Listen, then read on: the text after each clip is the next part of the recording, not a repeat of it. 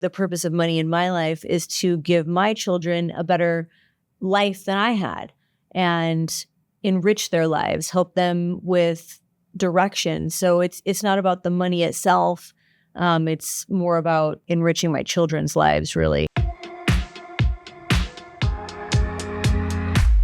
Well, the reason I even got into working in the financial services industry is because I learned of a thing called behavioral finance. I have a dual bachelor's degree in psychology and child development. People are first and foremost, because what would money be if there weren't people? So what does that money mean to those people? That's the first thing I want to know with every new client relationship that I encounter. How does this money support you in your lifestyle? But it's not just that. It's also a little bit deeper, because you need to know what direction you want to go in, or else you're just kind of flailing in life, I think.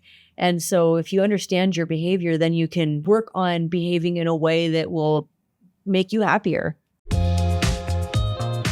I think that most of the prospective clients and the clients that I work with, they don't know off the top of their head what their goals are with their money. They don't really get what I'm asking when I ask that question. A lot of people don't have a particular more philosophical concept about what they want their money to do for them, or why they have money, or why they're working to accumulate any sort of wealth. They tend to focus on the surface level things like their return, or whether or not they're outperforming the S&P 500. That's very typical, but it's not really about that. One of the best ways of uncovering some of that, why do I have this wealth? Why do I have this money? Or what am I going to do with it? At least we can start down that path by asking them, what do they want to do with their time? Because really, time is the most limited resource that we all have, and no one knows how long they'll live.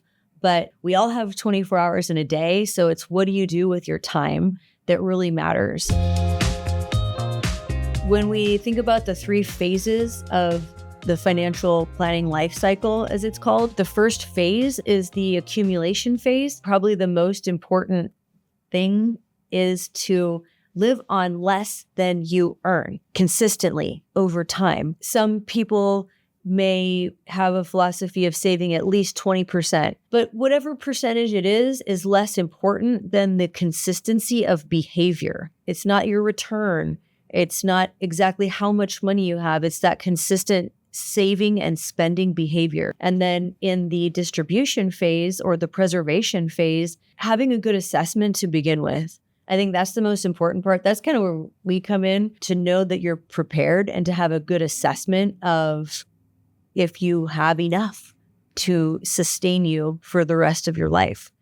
So an assessment, I would say, is the most important part for the distribution phase. The most important thing for legacy planning is being on the same page with your spouse if you're married, or knowing who your beneficiaries are. I've known a lot of people over time, if you're single and or never been married and you don't have kids, especially for folks who don't have kids, even if they are married, it can be challenging to determine where they want their wealth to go after they're gone.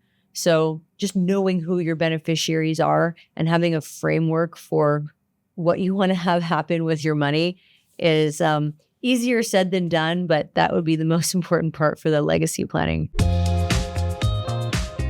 I'd say the common mistake, and this is actually for all 3 phases, is just people not taking the time to think about these things, because you get busy and life can just kind of pass you by if you don't pay attention to certain things. I mean, money is super important, just like your health is. I've seen people do the same thing with their health, where they might have unhealthy habits that they don't, because they didn't think about it. They didn't recognize it. Maybe they didn't have pain from it. And so they didn't think about that early enough in their life that they get to an age where suddenly they have problems. So it's just simply being aware that the financial aspect of your life is something that you should also tend to and farm on a regular basis.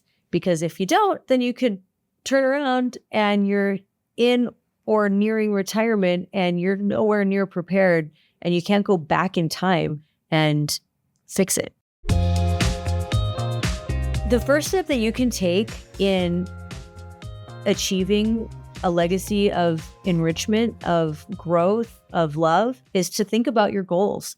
and then write those down and work towards those goals. Otherwise, you're just kind of living day by day without any sort of direction. You don't have any kind of control or direction over what you're doing or why. So once you start writing goals down and working to accomplish those goals, you'll also be amazed at how quickly you can accomplish goals that might seem far away.